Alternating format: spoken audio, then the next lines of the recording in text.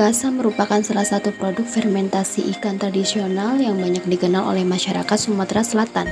Ikan yang dapat diolah menjadi bekasam adalah ikan air tawar seperti lele, ikan gabus, ikan nila, ikan mas, ikan wader, dan mujair.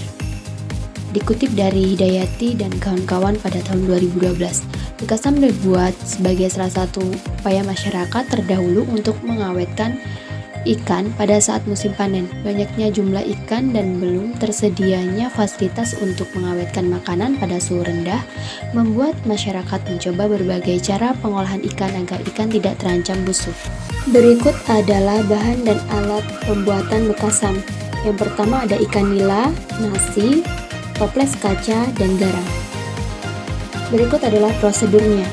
Yang pertama, bersihkan perut ekor, sirip, dan kepala ikan, kemudian ditiriskan, tambahkan nasi dan garam sebanyak 20 gram dan 40 gram, aduk rata, masukkan sedikit nasi ke dalam perut ikan dan sisanya diselimuti ke bagian luar ikan, letakkan bekasam ke dalam wadah dan tutup rapat, kemudian simpan selama 10 hari di suhu ruang, kemudian amati warna, aroma, dan tekstur. Berikut adalah video pembuatan bekasam.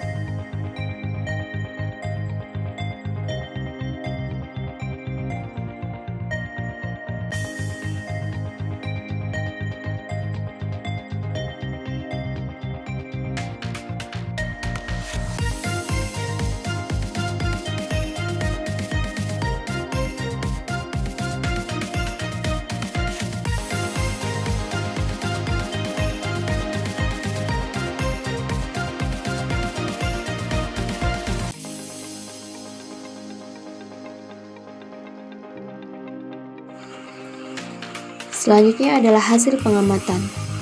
Hasil pengamatan bekasam hari ke-0 dan hari ke-10 dapat dilihat pada tabel berikut ini. Kemudian, hasil organoleptik dapat dilihat dari tabel berikut ini.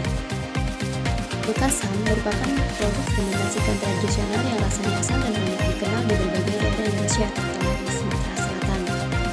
Beberapa bahan baku yang dapat digunakan dalam pembuatan produk bekasam ini adalah ikan nila merah, ikan nila siam, dan ikan seluang. Proses pembuatan bekasam sampai saat ini masih dilakukan secara tradisional dengan menerapkan fermentasi spontan.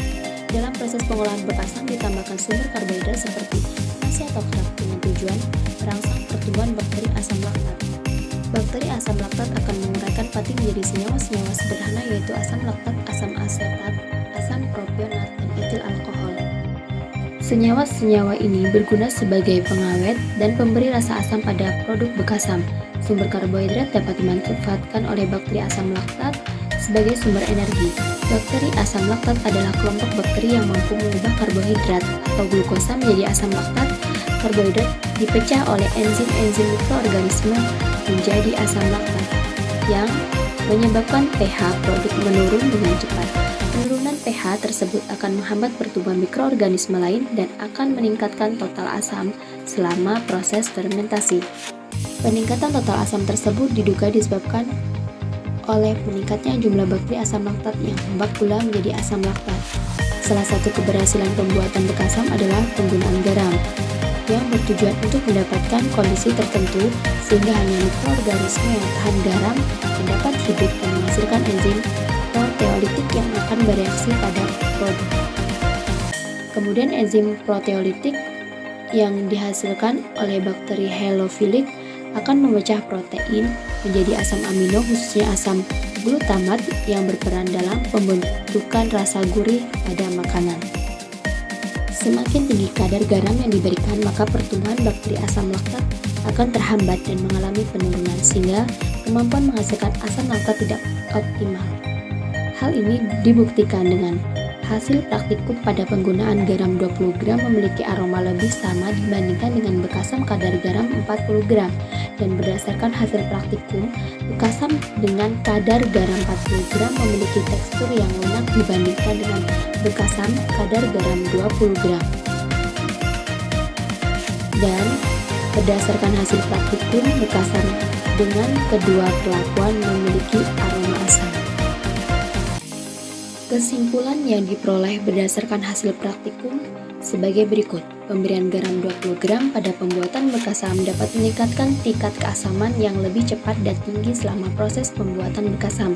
Hal ini karena pertumbuhan BAL sangat baik dibandingkan dengan kondisi pada konsentrasi 40 gram.